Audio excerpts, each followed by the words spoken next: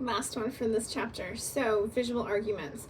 When I was a kid, there was this, and you may have seen it, there was this "yes, we have no bananas" commercial. And this is what visual argument is getting at, is ideas like this. And then now memes, and the way that memes circulate, and the way that certain generations and certain pockets of like regions of the nation understand memes, and they circulate with certain age groups. I mean, the memes that my 11-year-old knows, and I'm like, I don't even know what that is, because I'm not 11, and that's the point.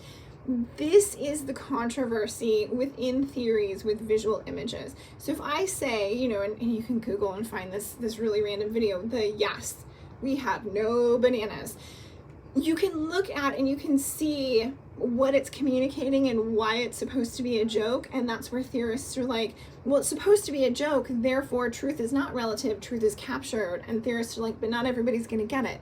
Not everybody's going to see it the same way. Not everybody has access to it. And so truth is still relative, even when it's captured in an image. This video, which I'm almost done with, is captured. It is one thing. I have said what I can say, and I've put it out there for you to listen to, which means that's truth, right? Like, big T truth, it's out there.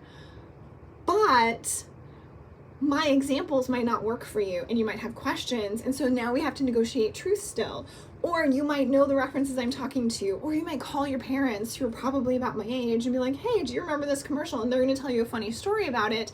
Or you're going to call adults in your life who are older that are going to do something similar. Or you remember from your childhood, because we're about the same age. Like, so many variations in how you're going to understand this. So obviously I fall in the camp of, I think truth is being negotiated right now, and I think that putting this out there, can only cover and only capture so much of the truth. The other part of it, the rest of it, you're bringing and you're negotiating, and then you're going to come into the classroom space and be a student and negotiate it again amongst the other students and with me. Constantly negotiated, even though this is captured and it's out there and it's distributed. But that's controversial. That is not what all theorists understand and what all theorists agree. So a lot of the second half of the chapter that dealt with the visual, keep in mind, and this is the whole point of this last section at the end, not all theorists agree with whether truth is relative when it's captured in an image, when it's captured visually and then distributed. That's complicated and controversial.